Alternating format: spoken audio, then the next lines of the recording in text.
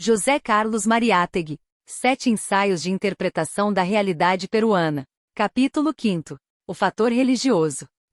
A religião do Tawantinsuyo. Já ficaram definitivamente para trás os tempos do apriorismo anticlerical, em que a crítica livre pensadora se contentava com uma execução estéril e sumária de todos os dogmas e igrejas, em nome do dogma e da igreja de um livre pensamento ortodoxamente ateu, laico e racionalista. O conceito de religião cresceu em extensão e profundidade. Já não reduz a religião a uma igreja e a um rito.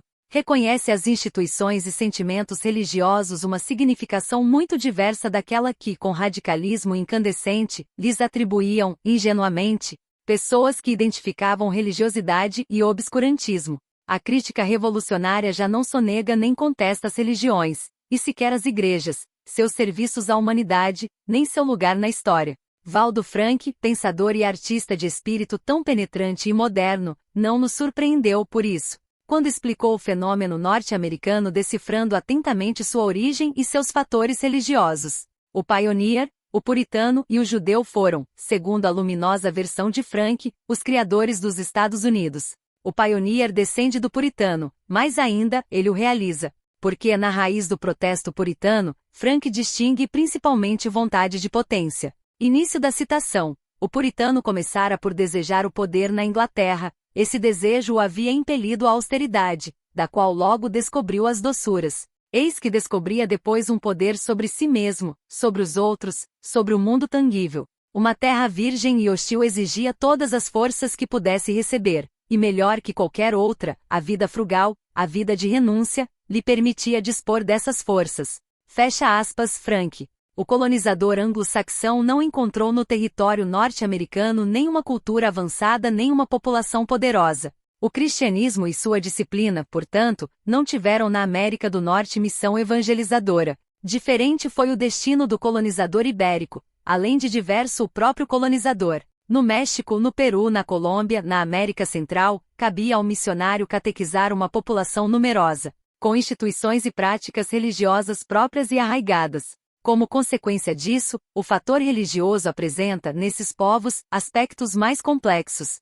O culto católico se sobrepôs aos ritos indígenas, sem absorvê-los senão pela metade. O estudo do sentimento religioso na América Espanhola tem, por conseguinte, de partir dos cultos encontrados pelos conquistadores. A tarefa não é fácil. Os cronistas coloniais não podiam considerar essas concepções e práticas religiosas senão como um conjunto de superstições bárbaras.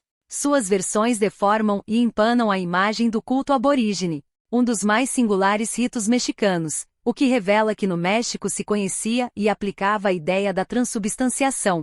Era para os espanhóis, simples artimanha do demônio. Mas por mais que a crítica moderna ainda não tenha chegado a acordo sobre a mitologia peruana, dispomos de elementos suficientes para situá-la na evolução religiosa da humanidade.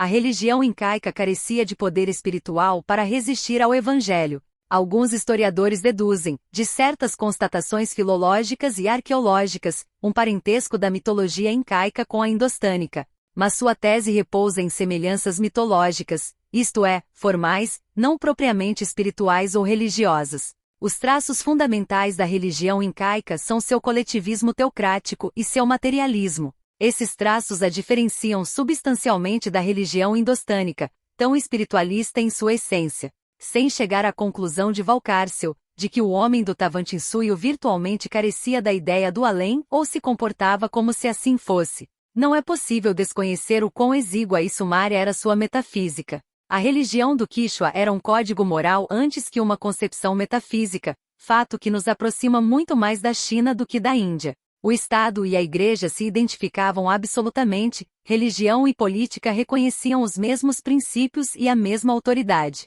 O religioso se resolvia no social. Desse ponto de vista é evidente, entre a religião do Incário e as do Oriente, a mesma oposição que James George Frazer constata entre estas e a civilização greco-romana. Início da citação. A sociedade na Grécia e em Roma fundava-se na concepção da subordinação do indivíduo à sociedade, do cidadão ao Estado. Colocava a segurança da república como fim dominante da conduta, acima da segurança do indivíduo, seja neste mundo, seja no mundo futuro. Os cidadãos, educados desde a infância nesse ideal altruísta, consagravam sua vida ao serviço do Estado e estavam prontos a sacrificá-la pelo bem público. Recuando diante do sacrifício supremo, sabiam muito bem que agiam baixamente ao preferir sua existência pessoal aos interesses nacionais. A propagação das religiões orientais mudou tudo isso. Inculcou a ideia de que a comunhão da alma com Deus e sua salvação eterna eram os únicos fins pelos quais valia a pena viver. Fins em comparação aos quais a prosperidade e mesmo a existência do Estado resultavam insignificantes. Fecha aspas. Fraser. Identificada com o regime social e político, a religião incaica não pôde sobreviver ao Estado incaico. Tinha fins temporais mais que espirituais. Preocupava-se com o reino da terra antes que com o reino do céu. Constituía uma disciplina social mais do que individual. O mesmo golpe feriu de morte a teocracia e a teogonia. O que tinha de subsistir dessa religião na alma indígena havia de ser,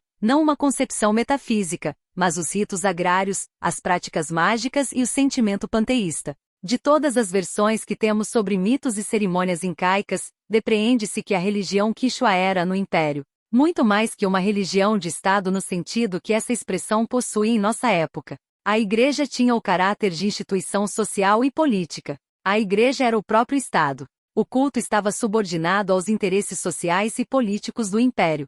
Esse lado da religião incaica se delineia nitidamente no cuidado com que os incas trataram os símbolos religiosos dos povos submetidos ou conquistados. A Igreja incaica preocupava-se mais em avassalar os deuses desses povos do que em persegui-los e condená-los. O Templo do Sol converteu-se, assim, no templo de uma religião ou mitologia algo federal. O quichua, em matéria religiosa, não se mostrou demasiado catequista nem inquisidor. Seu esforço, naturalmente dirigido à melhor unificação do Império, atendia, nesse interesse, à extirpação dos ritos cruéis e das práticas bárbaras. Não há propagação de uma nova e única verdade metafísica. Para os incas, tratava-se menos de substituir do que de elevar a religiosidade dos povos anexados ao seu império. A religião do Tavantinsuyo, por outro lado, não violentava nenhum dos sentimentos nem dos hábitos dos índios. Não era feita de complicadas abstrações, mas de simples alegorias. Todas as suas raízes se alimentavam dos instintos e costumes espontâneos de uma nação formada por tribos agrárias, sãs e ruralmente panteístas,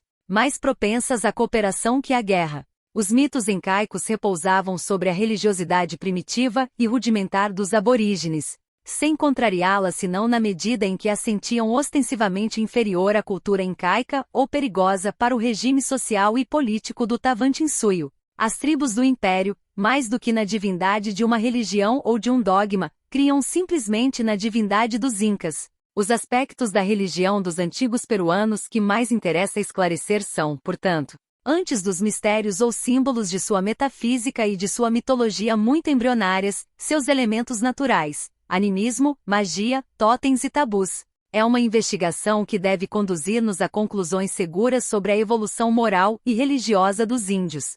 A especulação abstrata sobre os deuses incaicos empurrou, com frequência, a crítica a deduzir, da correspondência ou afinidade de certos símbolos ou nomes, o provável parentesco da raça quichua com raças que espiritual e mentalmente se mostram distintas e diversas. Ao contrário, o estudo dos fatores primários de sua religião serve para constatar a universalidade, ou semi-universalidade, de inúmeros ritos e crenças mágicas e, por conseguinte, o quão temerário é buscar, nesse terreno, provas de uma hipotética comunidade de origens. O estudo comparado das religiões fez, nos últimos tempos, enormes progressos, que impedem servir-se dos antigos pontos de partida para decidir sobre a particularidade ou o significado de um culto.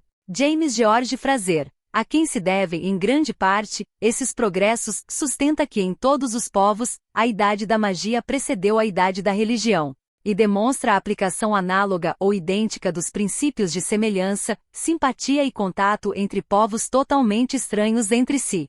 Os deuses incaicos reinaram sobre uma multidão de divindades menores que anteriores ao seu império e arraigadas no solo e na alma indígenas, como elementos instintivos de uma religiosidade primitiva, estavam destinadas a sobreviver-lhes. O animismo indígena povoava o território do Tavantinsuyo de gênios ou deuses locais, cujo culto oferecia à evangelização cristã resistência muito maior que o culto incaico do sol ou do deus Com. O totemismo, consubstancial ao Ailu e à tribo, mais duráveis que o império, refugiava-se não apenas na tradição, mas no próprio sangue do índio. A magia identificada como arte primitiva de curar enfermos com necessidades e impulsos vitais.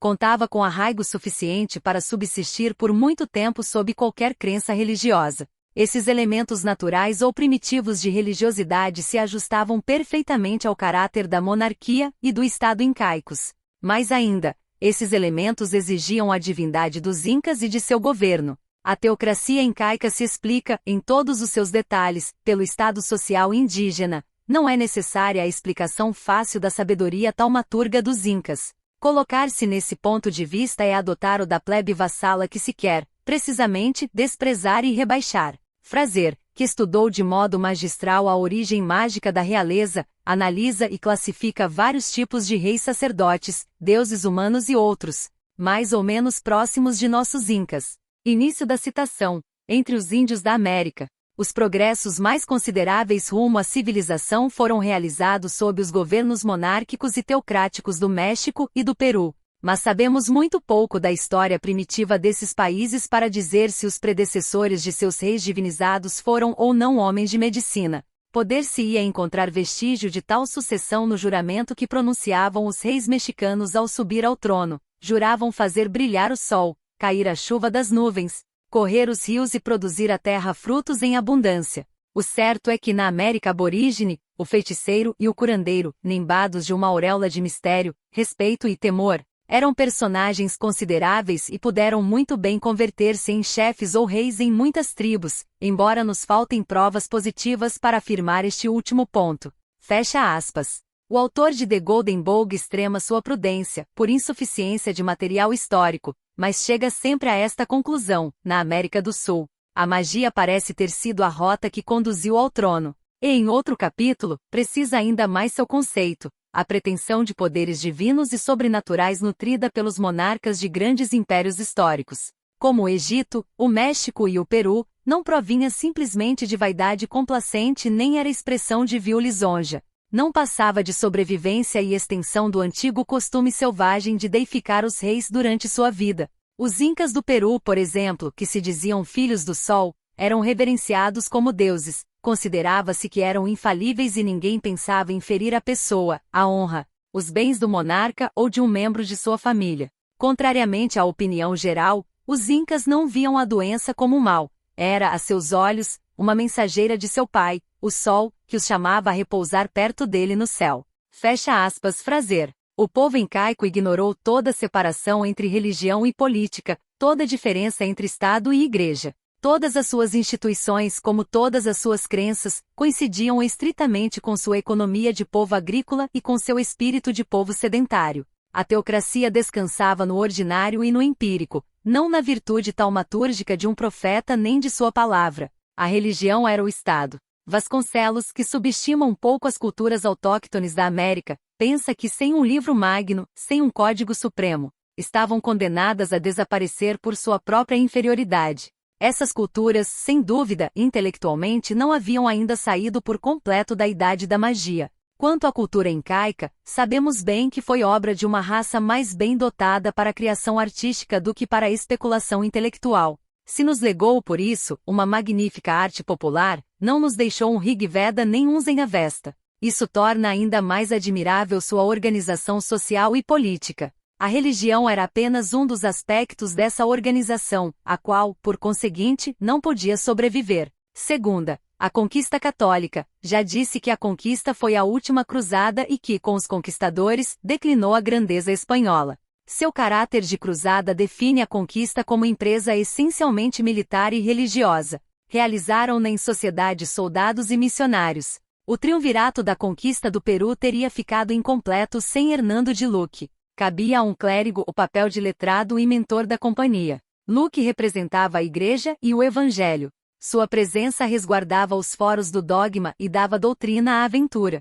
Em Cajamarca, a palavra da conquista foi a do padre Valverde. A execução de Atahualpa, embora obedecesse apenas ao rudimentar maquiavelismo político de Pizarro, revestiu-se de razões religiosas. Virtualmente, aparece como a primeira condenação da Inquisição no Peru. Depois da tragédia de Cajamarca, o missionário continuou ditando zelosamente sua lei à conquista. O poder espiritual inspirava e manobrava o poder temporal. Sobre as ruínas do império, no qual Estado e Igreja se consubstanciavam, esboça-se uma nova teocracia, em que o latifúndio, mandato econômico, devia nascer da encomenda, mandato administrativo, espiritual e religioso. Os frades tomaram solene posse dos templos incaicos. Os dominicanos instalarão-se no Templo do Sol, talvez por certa predestinação de ordem tomista, mestra na arte escolástica de reconciliar o cristianismo com a tradição pagã. A Igreja teve, assim, parte ativa, direta e militante na conquista. Mas, se pode dizer que o colonizador da América Saxônica foi o pioneiro puritano, não se pode dizer igualmente que o colonizador da América Espanhola foi o cruzado, o cavaleiro. O conquistador era dessa estirpe espiritual, o colonizador não. A razão está ao alcance de qualquer um. O puritano representava um movimento em ascensão, a reforma protestante. O cruzado, o cavaleiro, personificava uma época que se concluía, a Idade Média Católica. A Inglaterra continuou enviando puritanos às suas colônias muito tempo depois de a Espanha já não ter cruzados para mandar as suas. A espécie estava esgotada. A energia espiritual da Espanha, solicitada precisamente pela reação contra a reforma, dava vida a um extraordinário renascimento religioso, destinado a gastar sua magnífica potência na reafirmação intransigente da ortodoxia. A Contra-Reforma. Início da citação de Unamuno, abre aspas, a verdadeira reforma espanhola foi a mística, e esta que tão pouco se preocupou com a reforma protestante, foi na Espanha, a mais forte barreira contra ela. Santa Teresa fez, talvez tanto quanto Santo Inácio de Loyola, a Contra-Reforma, por meio da Reforma Espanhola, fecha aspas, Unamuno. A conquista consumiu os últimos cruzados. E o cruzado da conquista, na imensa maioria dos casos, já não era propriamente o das cruzadas, mas apenas sua prolongação espiritual. O nobre já não estava para empresas de cavalaria. A extensão e a riqueza dos domínios da Espanha lhe asseguravam uma existência cortesã e gozosa. O cruzado da conquista, quando hidalgo, era pobre. Em outros casos, provinha do Estado comum, vindo da Espanha ocupar terras para seu rei, em quem os missionários reconheciam, antes de tudo, um fiduciário da Igreja Romana. O conquistador parece, às vezes, impelido por um vago pressentimento de que seriam sucedidos por homens sem sua grandeza e audácia. Um instinto confuso e obscuro o leva a rebelar-se contra a metrópole. Talvez no mesmo arranco heróico de Cortés, quando manda queimar suas naus, assome indecifrável essa intuição. Na rebelião de Gonzalo Pizarro, anima-se uma ambição trágica, uma nostalgia desesperada e impotente. Com sua derrota, termina a obra e a raça dos conquistadores. Conclui-se a conquista, começa o colonato. E se a conquista é uma empresa militar e religiosa, o colonato não é senão uma empresa política e eclesiástica. Inaugura um homem da Igreja, Dom Pedro de Lagasca. O eclesiástico substitui o evangelizador. O vice-reinado, moleza e ócio sensual, traria depois ao Peru nobres letrados e doutores escolásticos, gente já toda de outra Espanha, a da Inquisição e da decadência. Durante o coloniato, apesar da Inquisição e da Contra-Reforma, a obra civilizadora é, contudo, em sua maior parte, religiosa e eclesiástica. Os elementos de educação e cultura concentravam-se exclusivamente nas mãos da Igreja. Os frades contribuíram para a organização vice-real não apenas com a evangelização dos infiéis e a perseguição das heresias, mas com o ensino de artes e ofícios e o estabelecimento de cultivos e obrages. Em tempos em que a cidade dos vice-reis se reduzia a uns poucos rústicos solares, os frades fundaram aqui a primeira universidade da América. Importaram, junto com seus dogmas e ritos, sementes, sarmentos, animais domésticos e ferramentas. Estudaram os costumes dos naturais, recolheram suas tradições, ajuntaram os primeiros materiais de sua história. Jesuítas e dominicanos, por uma espécie de faculdade de adaptação e assimilação que caracteriza sobretudo os jesuítas, captaram não poucos segredos da história e do espírito indígenas. E os índios, explorados nas minas, nos obrages e nas encomiendas, encontraram nos conventos, e mesmo nos curatos, seus defensores mais eficazes. O padre Las Casas, em quem floresciam as melhores virtudes do missionário e do evangelizador, teve precursores e continuadores. O catolicismo, por sua liturgia suntuosa e seu culto patético, estava dotado de aptidão talvez única para cativar uma população que não podia elevar-se súbita e plenamente a uma religiosidade espiritual e abstrata, e contava, além disso, com sua surpreendente facilidade de aclimatação a qualquer época ou clima histórico. O trabalho, iniciado muitos séculos antes no Ocidente, de absorção de antigos mitos e apropriação de datas pagãs, continuou no Peru. O culto da Virgem encontrou no Lago Titicaca, de onde parecia nascer a teocracia incaica, seu mais famoso santuário. Emílio Romero, escritor inteligente e estudioso, tem observações interessantes sobre esse aspecto da substituição dos deuses incaicos por efígies e ritos católicos. Início da citação de Emílio Romero, abre aspas, os índios vibravam de emoção diante da solenidade do rito católico.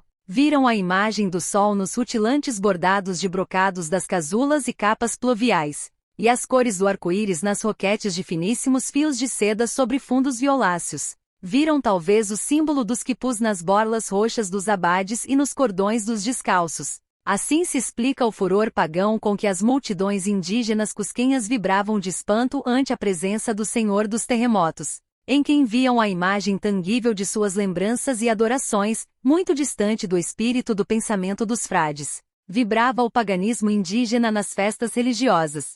Por isso os vemos levar às igrejas suas oferendas, os produtos de seus rebanhos, as primícias de suas colheitas. Mais tarde, eles próprios erguiam seus aparatosos altares do Corpus Christi, cheios de espelhos com molduras de prata repuxada, seus santos grotescos e, aos pés dos altares, as primícias dos campos. Brindavam diante dos santos com funda nostalgia, a mesma jora das libações do Capac Raimi, e por fim, entre os brados de sua devoção, que para os padres espanhóis eram gritos de penitência, e para os índios, gritos pânicos, dançavam as estrondosas cachampas e as ginásticas cachuas diante do sorriso petrificado e vítreo dos santos. Fecha aspas, Emílio Romero. A exterioridade, o aparato do catolicismo, seduziram facilmente os índios. A evangelização, a catequese, nunca chegaram a consumar-se em seu sentido profundo, por essa mesma falta de resistência indígena.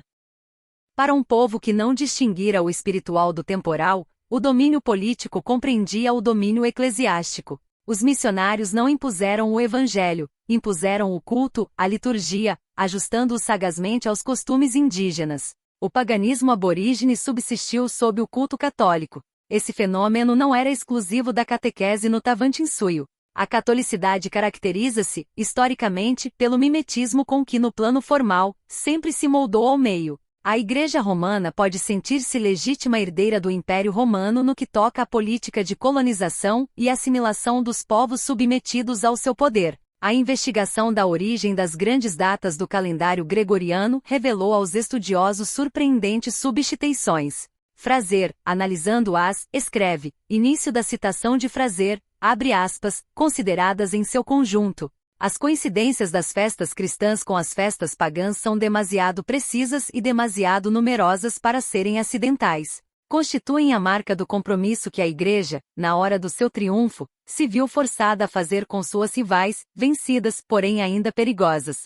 O protestantismo inflexível dos primeiros missionários, com sua ardente denúncia do paganismo, cedeu lugar a uma política mais flexível, a uma tolerância mais cômoda. Há uma ampla caridade de eclesiásticos avisados, que se davam conta de que se o cristianismo devia conquistar o mundo, só o faria afrouxando um pouco os princípios rígidos demais de seu fundador, alargando um pouco a porta estreita que conduz à salvação. Sob este aspecto, poder-se-ia traçar um paralelo muito instrutivo entre a história do cristianismo e a história do budismo, fecha aspas, Frazer. Esse compromisso, em sua origem, se estende do catolicismo a toda a cristandade, mas apresenta-se como virtude ou faculdade romana tanto por seu caráter de compromisso puramente formal, na ordem dogmática ou teológica. A catolicidade foi, ao contrário, intransigente quanto pelo fato de que na evangelização dos americanos e de outros povos, apenas a Igreja Romana continuou a empregá-lo de modo sistemático e eficaz.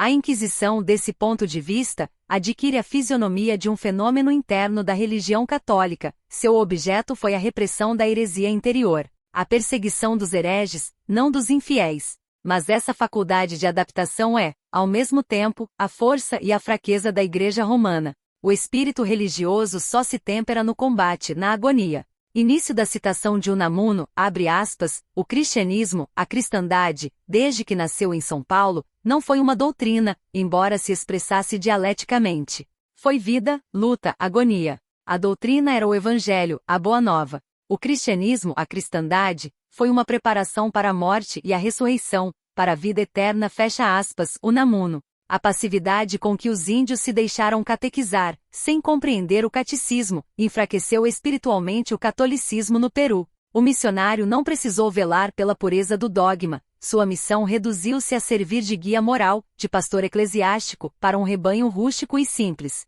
sem inquietação espiritual alguma. Como na política, também no religioso, ao período heróico da conquista seguiu-se o período vice-real, administrativo e burocrático. Francisco Garcia Calderón julga assim, em conjunto, essa época. Início da citação de Francisco Garcia Calderón, abre aspas, se a conquista foi o reino do esforço. A época colonial é um longo período de extenuação moral, fecha aspas, Francisco Garcia Calderón. A primeira etapa, simbolizada pelo missionário, corresponde espiritualmente à do florescimento da mística na Espanha. Na mística na Contra-Reforma, como sustenta Unamuno, a Espanha gastou a força espiritual que outros povos gastaram na Reforma. Unamuno define dessa maneira os místicos. Início da citação de Unamuno, abre aspas, repeliam a vã ciência e buscavam um saber de finalidade pragmática. Conhecer para amar e agir e fruir de Deus, não para conhecer apenas. São, sabendo ou não, anti-intelectualistas, e isso separa de um Eckhart, verbi gratia.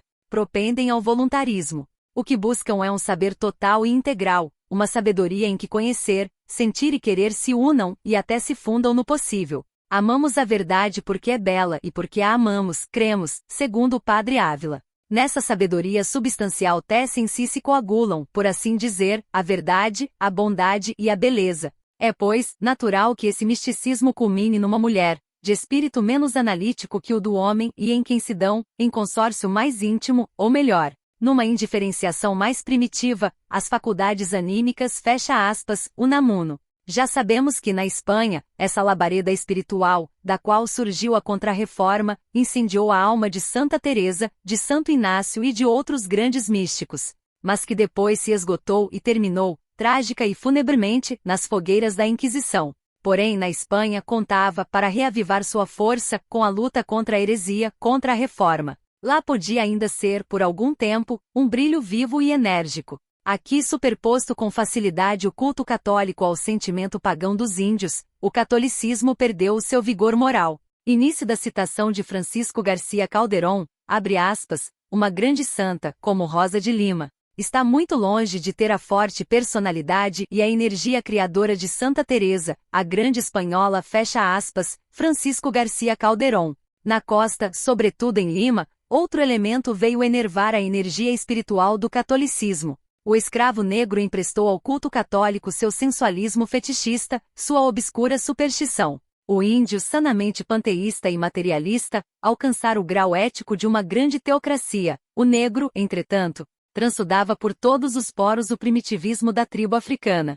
Javier Prado anota o seguinte, início da citação de Javier Prado, abre aspas, entre os negros, a religião cristã era convertida em culto supersticioso e imoral. Embriagados completamente pelo abuso do licor, excitados por estímulos de sensualidade e libertinagem, próprios de sua raça. Iam primeiro os negros boçais e depois os crioulos dançando com movimentos obscenos e gritos selvagens, nas populares festas de diabos e gigantes, mouros e cristãos, com as quais frequentemente, com aplauso geral, acompanhavam as procissões fecha aspas, Javier Prado. Os religiosos gastavam o melhor de sua energia em suas próprias querelas internas, ou na caça ao herege, se não numa constante e ativa rivalidade com os representantes do poder temporal. Até no fervor apostólico do padre Las Casas, o professor Prado julga encontrar o estímulo dessa rivalidade. Mas, nesse caso ao menos, o zelo eclesiástico era empregado a serviço de uma causa nobre e justa que até muito tempo depois da emancipação política do país,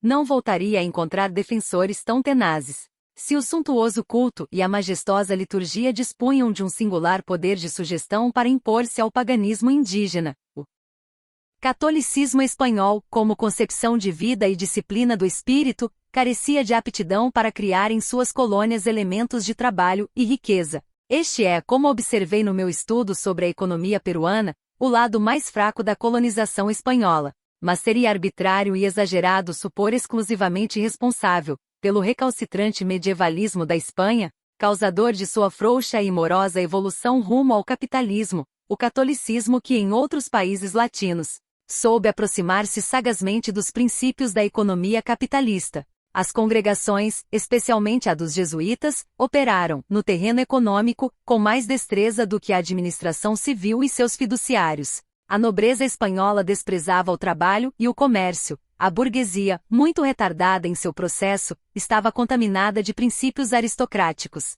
Em geral, porém, a experiência do Ocidente revela a solidariedade entre capitalismo e protestantismo de modo demasiado concreto. O protestantismo aparece na história como a levedura espiritual do processo capitalista. A reforma protestante continha a essência, o germe do Estado liberal. Protestantismo e liberalismo corresponderam, como corrente religiosa e tendência política respectivamente, ao desenvolvimento dos fatores da economia capitalista. Os fatos abonam essa tese. O capitalismo e o industrialismo não frutificaram em nenhum lugar como nos povos protestantes. A economia capitalista chegou à sua plenitude apenas na Inglaterra, nos Estados Unidos e na Alemanha. E dentro desses estados, os povos de confissão católica conservaram instintivamente gostos e hábitos rurais e medievais. A Baviera católica é também camponesa. Quanto aos estados católicos, nenhum alcançou grau superior de industrialização.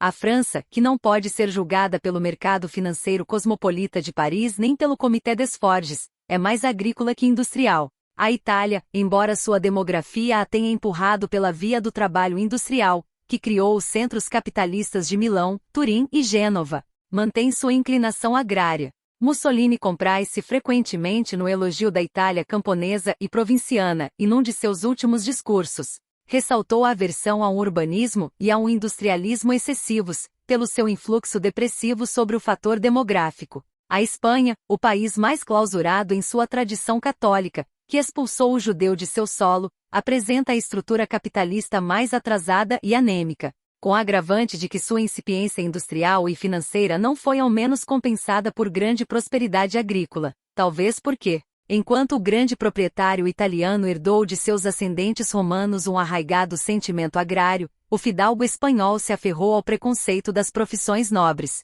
O diálogo entre a carreira das armas e a das letras não reconheceu, na Espanha, outra primazia que a da carreira eclesiástica. A primeira etapa da emancipação da burguesia é, segundo Engels, a reforma protestante. Início da citação de Engels, abre aspas, a reforma de Calvino respondia às necessidades da burguesia mais avançada da época. Sua doutrina da predestinação era a expressão religiosa do fato de que no mundo comercial da concorrência, o sucesso e o fracasso não dependem da atividade nem da habilidade do homem, mas de circunstâncias não subordinadas ao seu controle, fecha aspas, Engels, Anti-Düring. A rebelião contra Roma das burguesias mais evoluídas e ambiciosas conduziu à instituição de igrejas nacionais, destinadas a evitar todo conflito entre o temporal e o espiritual, entre igreja e Estado. O livre exame encerrava o embrião de todos os princípios da economia burguesa, livre concorrência, livre indústria e outros. O individualismo, indispensável ao desenvolvimento de uma sociedade baseada nesses princípios, recebia da moral e da prática protestantes os melhores estímulos.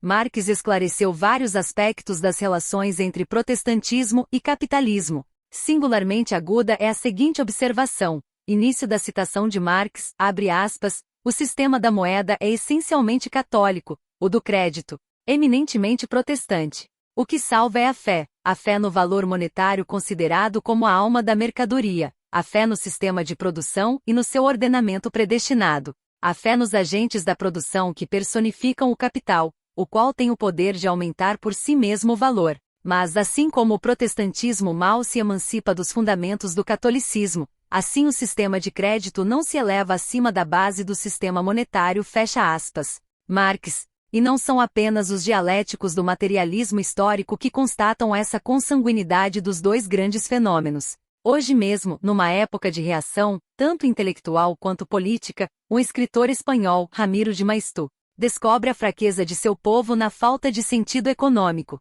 E eis como entende os fatores morais do capitalismo Yankee. Início da citação de Ramiro de Maeztu, abre aspas, seu sentido de poder os norte-americanos devem, com efeito, a tese calvinista de que Deus, desde toda a eternidade, destinou alguns homens à salvação e outros à morte eterna, que essa salvação se reconhece no cumprimento dos deveres de cada homem em seu próprio ofício, do que se deduz que a prosperidade consequente ao cumprimento desses deveres é sinal da posse da graça divina, razão, porque é preciso conservá-la a todo transe, o que implica moralizar a maneira de gastar o dinheiro. Esses postulados teológicos já não são mais que história. O povo dos Estados Unidos continua a progredir, mas à maneira de uma pedra lançada por um braço que já não existe para renovar a força do projétil quando esta se esgote. Fecha aspas, Ramiro de Maeztu. Os neoescolásticos se empenham em contestar ou regatear a reforma esse influxo no desenvolvimento capitalista, pretendendo que no tomismo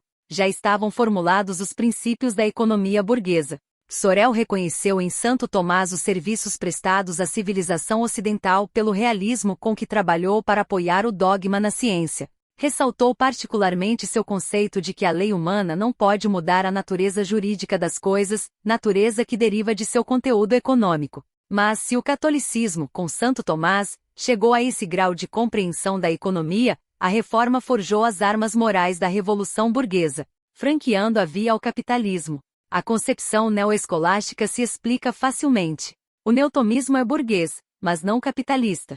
Porque assim como o socialismo não é a mesma coisa que proletariado, capitalismo não é exatamente a mesma coisa que burguesia. A burguesia é a classe, o capitalismo é a ordem, a civilização, o espírito que dessa classe nasceu. A burguesia é anterior ao capitalismo. Existiu muito antes dele, mas só depois deu seu nome a toda uma idade histórica. O sentimento religioso tem, segundo um juízo de Papini dos seus tempos de pragmatista, dois caminhos, o da posse e o da renúncia. O protestantismo, desde a origem, escolheu resolutamente o primeiro. No impulso místico do puritanismo, Valdo Frank acerta ao perceber, antes de tudo, vontade de potência. Em sua explicação da América do Norte, ele nos diz como a disciplina da Igreja organizou e pôs os homens a marchar contra as dificuldades materiais de uma América indomada, como a renúncia aos prazeres dos sentidos produziu a energia máxima disponível para a caça ao poder e à riqueza, como esses sentidos, mortificados por princípios ascéticos, adaptados às condições rudes da vida, tomaram sua revanche numa luta pela fortuna. A Universidade norte-americana, sob esses princípios religiosos, proporcionava aos jovens uma cultura cujo sentido era a santidade da propriedade, a moralidade do sucesso. O catolicismo, por sua vez, manteve-se como um constante compromisso entre os dois termos, posse e renúncia. Sua vontade de potência traduziu-se em empresas militares, e sobretudo políticas. Não inspirou nenhuma grande aventura econômica. A América Espanhola, além disso, não oferecia à catolicidade um ambiente propício ao ascetismo. Em vez de mortificação, os sentidos encontraram neste continente gozo, lassidão e moleza. A evangelização da América Espanhola não pode ser julgada como uma empresa religiosa, mas como uma empresa eclesiástica.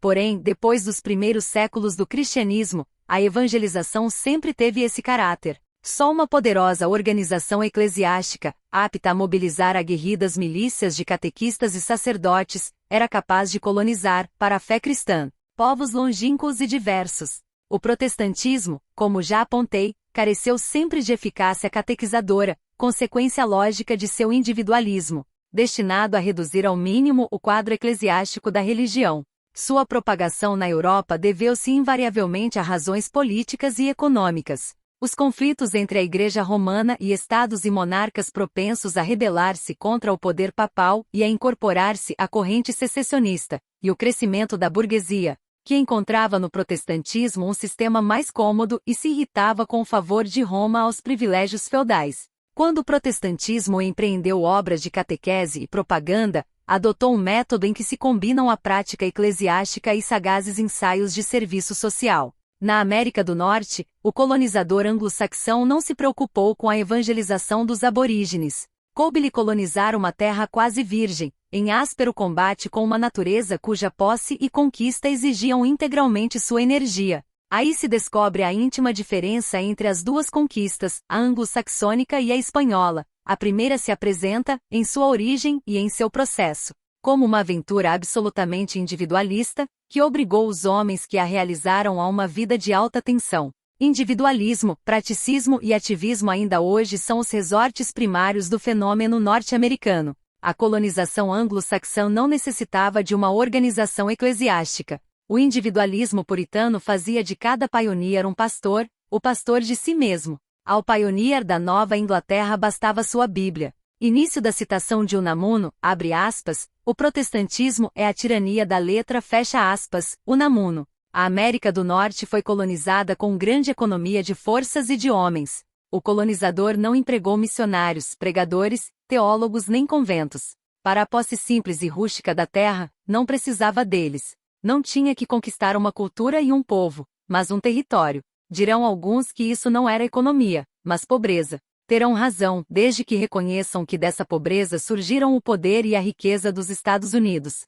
O destino da colonização espanhola e católica era muito mais amplo, sua missão, mais difícil. Os conquistadores encontraram, nestas terras, povos, cidades, culturas. O solo estava cruzado de caminhos e pegadas que seus passos não podiam apagar. A evangelização teve sua etapa heroica, aquela em que a Espanha nos enviou missionários em quem ainda ardia o fogo místico e o ímpeto militar dos cruzados. Início da citação de Julien Luchaire, abre aspas, ao mesmo tempo que os soldados desembarcavam, em multidão, e escolhidos entre os melhores, os padres e os monges católicos. Fecha aspas, Julien Luchaire. Mas, vencedor o pomposo culto católico do rústico paganismo indígena, a escravidão e a exploração do índio e do negro, a abundância e a riqueza relaxaram o colonizador. O elemento religioso ficou absorvido e dominado pelo elemento eclesiástico. O clero já não era uma milícia heroica e ardente, mas uma burocracia regalona, bem paga e bem vista. Início da citação de M.V. Villaran, abre aspas, veio então a segunda idade da história do sacerdócio colonial. A idade da vida plácida e tranquila nos magníficos conventos, a idade das prebendas, dos proveitosos curatos, da influência social, do predomínio político, das festas luxuosas que tiveram por consequências inevitáveis o abuso e a relaxação dos costumes. Naquela época, a carreira por excelência era o sacerdócio, profissão honrosa e lucrativa. Os que a ela se dedicavam viviam como grandes e habitavam palácios. Eram o ídolo dos bons colonos, que os amavam, respeitavam, temiam, obsequiavam, faziam-nos herdeiros e legatários de seus bens. Os conventos eram grandes e havia neles cela para todos, as mitras, as dignidades, as canonicaturas, os curatos, as capelanias, as cátedras, os oratórios particulares, os benefícios de toda a ordem abundavam. A piedade dos habitantes era fervorosa e eles proviam com largueza a sustentação dos ministros do altar. Assim, todo segundo filho de boa família era destinado ao sacerdócio, fecha aspas, M.V. Villaran, e essa igreja já não foi sequer a da Contra-Reforma e da Inquisição. O Santo Ofício quase não tinha no Peru heresias a perseguir. Dirigia antes sua ação contra civis em mau conceito com o clero, contra superstições e vícios que de modo subreptício e fácil prosperavam num ambiente de sensualidade e idolatria, carregado de sedimentos mágicos, e, sobretudo, contra tudo que julgava suspeito de ameaçar ou diminuir seu poder. Sob este último aspecto, a Inquisição comportava-se mais como instituição política do que religiosa. Está bem apurado que na Espanha, serviu aos fins do absolutismo antes que aos da Igreja. Início da citação de Julien Luchaire, abre aspas, o Santo Ofício era poderoso, antes de tudo, porque o rei queria que o fosse. Porque tinha a missão de perseguir os rebeldes políticos tanto quanto os inovadores religiosos. A arma não estava nas mãos do Papa, mas nas do rei. O rei a manejava em seu interesse tanto quanto no da Igreja, fecha aspas, Julien Luchaire. A ciência eclesiástica, por outro lado, em vez de nos comunicar com as correntes intelectuais da época, nos separava delas. O pensamento escolástico foi vivo e criador na Espanha enquanto recebeu dos místicos calor e ardor. Mas desde que se congelou em fórmulas pedantes e casuístas, converteu-se em saber rígido e apergaminhado de erudito, em ortodoxia anquilosada e retórica do teólogo espanhol. Na crítica civilista, não escasseiam as requisitórias contra essa fase da obra eclesiástica no Peru. Início da citação de Javier Prado, abre aspas, qual era a ciência que o clero fornecia? Uma teologia vulgar, um dogmatismo formalista, mistura confusa e opressiva das doutrinas peripatéticas com o ergotismo escolástico. Sempre que a Igreja não pôde fornecer verdadeiros conhecimentos científicos, apelou para o recurso de distrair e fatigar o pensamento por meio de uma ginástica de palavras e fórmulas e de um método vazio, extravagante e infecundo. Aqui no Peru liam-se em latim discursos que não se compreendiam e que, no entanto, eram argumentados nas mesmas condições. Havia sábios que tinham fórmulas para resolver. Novos Pico della Mirandola, todas as proposições das ciências. Aqui se solucionava o divino e o humano por meio da religião e da autoridade do mestre. Embora reinasse a maior ignorância não só nas ciências naturais, mas também nas filosóficas e até nos ensinamentos de Bossuet e Pascal, fecha aspas, Javier Prado. A luta da independência, que abriu um novo caminho e prometeu uma nova aurora aos melhores espíritos, descobriu que onde ainda havia religiosidade, isto é, mística e paixão, era em alguns padres crioulos e índios, entre os quais, no Peru como no México, a Revolução Liberal recrutaria alguns de seus audazes precursores e de seus grandes tribunos. Terceira, a independência e a Igreja. A Revolução da Independência, do mesmo modo que não tocou nos privilégios feudais, tampouco tocou nos privilégios eclesiásticos. O alto clero, conservador e tradicionalista, sentia-se naturalmente fiel ao rei e à metrópole, mas, tal como a aristocracia latifundiária, aceitou a república assim que constatou sua impotência prática diante da estrutura colonial. A Revolução Americana, conduzida por caudilhos romanescos e napoleônicos e teorizada por tribunos dogmáticos e formalistas, embora se alimentasse, como se sabe, dos princípios e emoções da Revolução Francesa, não herdou nem conheceu seu problema religioso. Na França, como nos outros países onde a reforma não vicejou, a revolução burguesa e liberal não pôde cumprir-se sem jacobinismo e anticlericalismo. A luta contra a feudalidade descobria, nesses povos, uma solidariedade comprometedora entre a Igreja Católica e o regime feudal, tanto pela influência conservadora de seu alto clero quanto por sua resistência doutrinária e sentimental a tudo que no pensamento liberal reconhecia de individualismo e nacionalismo protestantes. A Igreja cometeu a imprudência de vincular-se em demasia à sorte da reação monárquica e aristocrática. Já na América Espanhola, sobretudo nos países em que a Revolução se deteve por muito tempo em sua fórmula política, independência e república, a subsistência dos privilégios feudais acompanhava-se logicamente da dos privilégios eclesiásticos. Por isso, no México, quando a Revolução atacou os primeiros, encontrou-se de imediato em conflito com os segundos.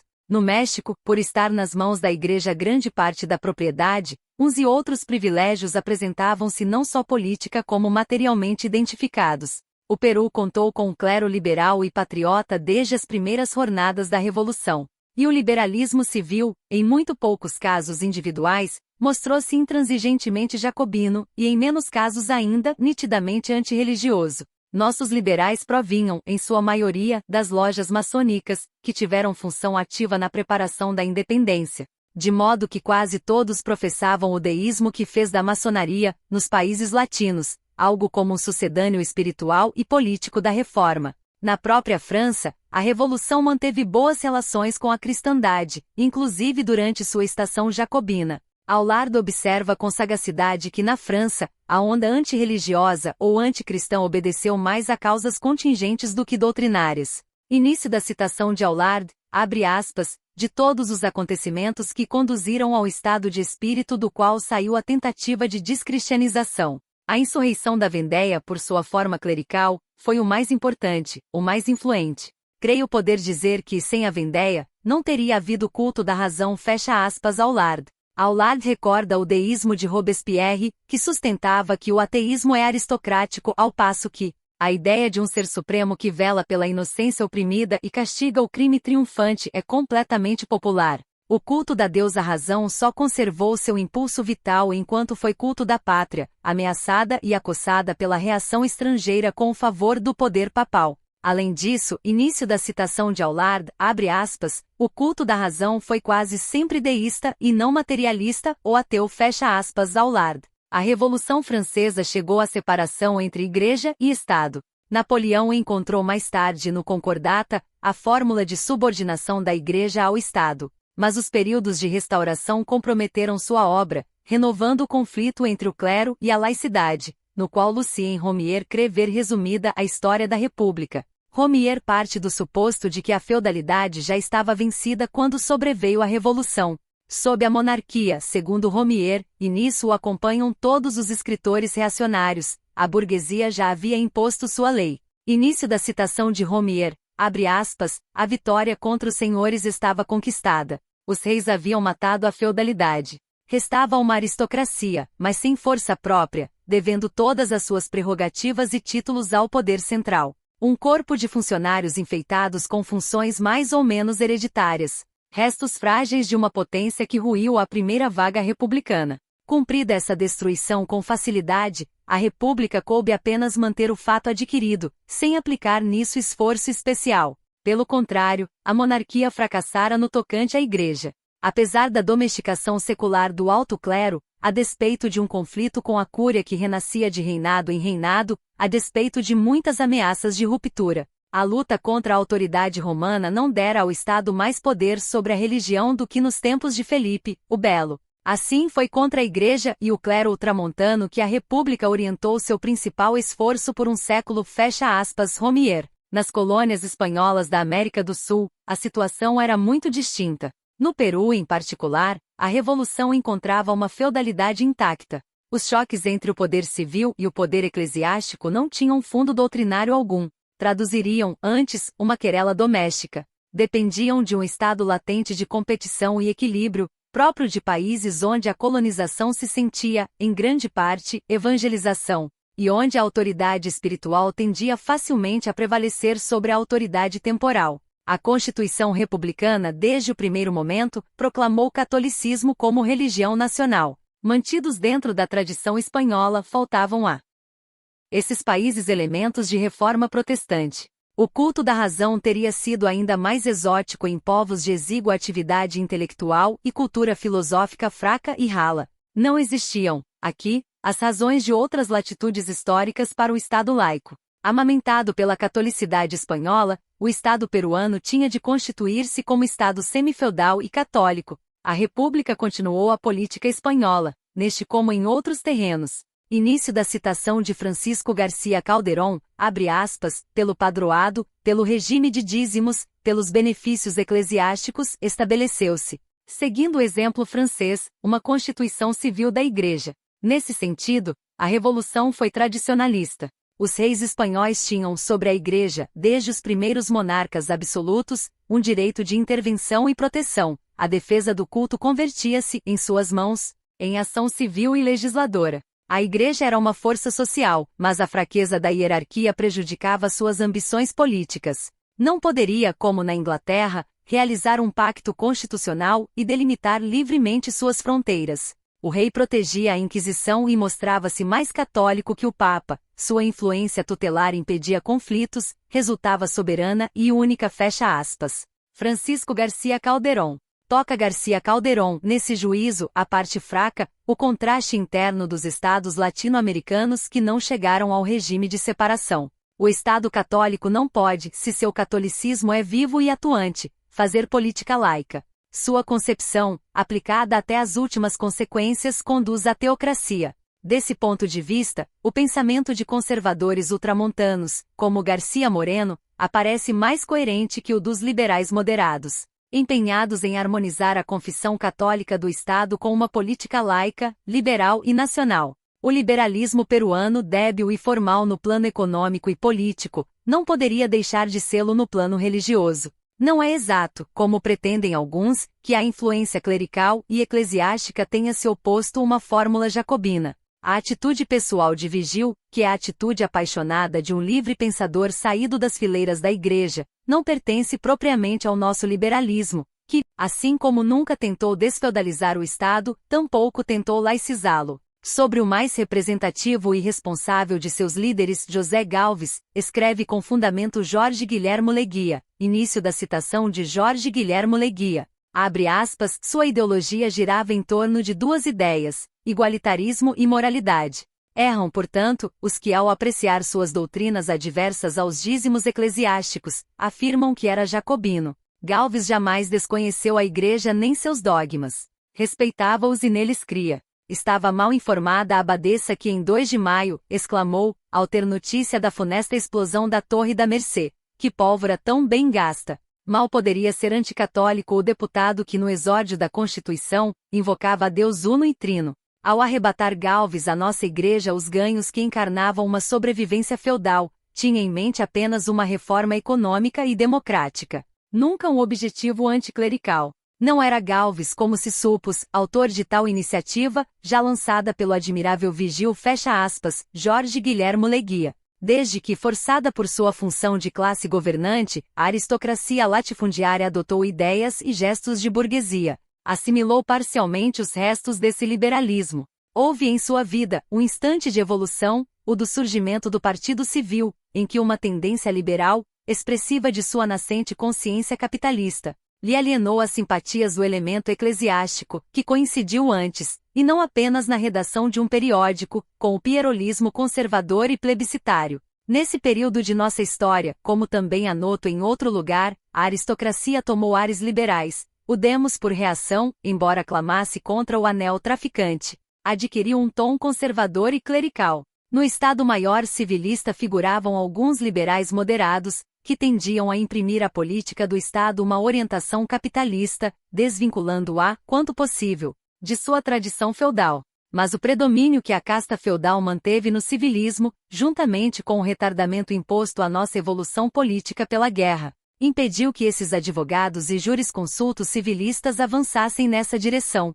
Diante do poder do clero e da Igreja, o civilismo manifestou ordinariamente um pragmatismo passivo e um positivismo conservador que, salvo alguma exceção individual, continuaram a caracterizá-lo mentalmente. O movimento radical, que teve a seu cargo a tarefa de denunciar e condenar, simultaneamente, os 3 elementos da política peruana nos últimos lustros do século XIX, civilismo, pierolismo e militarismo, constituiu, de fato, a primeira agitação anticlerical efetiva. Dirigido por homens de temperamento mais literário ou filosófico que político, empregou suas melhores energias nessa batalha que se produziu, sobretudo nas províncias. Certo aumento do indiferentismo religioso, o que não era um ganho, não ameaçou em absoluto a estrutura econômico-social na qual toda a ordem que anatematizava se achava profundamente enraizada. A protesta radical ou Gonzales Pradista careceu de eficácia por não ter aportado um programa econômico-social. Seus 2 principais lemas, anticentralismo e anticlericalismo, eram por si sós, insuficientes para ameaçar os privilégios feudais. Somente o movimento liberal de Arequipa, reivindicado há pouco por Miguel Ângelo Urquieta, tentou colocar-se no terreno econômico-social, ainda que esse esforço não tenha passado da elaboração de um programa. Nos países sul-americanos em que o pensamento liberal cumpriu livremente sua trajetória, inserido numa evolução capitalista e democrática normal, chegou-se, ainda que apenas como especulação intelectual, à preconização do protestantismo e da Igreja Nacional como necessidade lógica do Estado liberal moderno. Mas, desde que o capitalismo perdeu seu sentido revolucionário, essa tese se mostra superada pelos fatos. O socialismo, conforme as conclusões do materialismo histórico, que convém não confundir com o materialismo filosófico, considera as formas eclesiásticas e as doutrinas religiosas como peculiares inerentes ao regime econômico-social que as sustenta e produz, e preocupa-se, portanto, em mudar este e não aquelas. A mera agitação anticlerical é estimada pelo socialismo como um desvio liberal burguês. Significa na Europa. O movimento característico dos povos em que a reforma protestante não assegurou a unidade da consciência civil e religiosa e onde o nacionalismo político e o universalismo romano vivem em conflito, ora aberto, ora latente, que o compromisso pode apaziguar, mas não cancelar nem resolver. O protestantismo não consegue penetrar na América Latina por obra de seu poder espiritual e religioso, e sim por seus serviços sociais, como a Associação Cristã de Moços, YMCA, e as Missões Metodistas da Serra. Esse e outros sinais indicam que suas possibilidades de expansão normal estão esgotadas. Nos povos latino-americanos, prejudica-o ainda o movimento anti-imperialista, cujos vigias desconfiam das missões protestantes como tácitas vanguardas do capitalismo anglo-saxão, britânico ou norte-americano. O pensamento racionalista do século XIX pretendia resolver a religião na filosofia. Mais realista, o pragmatismo soube reconhecer ao sentimento religioso o lugar do qual a filosofia oitocentista imaginou, vaidosamente, desalojá-lo. E como anunciava Jorge Sorel, a experiência histórica dos últimos lustros comprovou que os mitos revolucionários ou sociais atuais podem ocupar a consciência profunda dos homens com a mesma plenitude que os antigos mitos religiosos.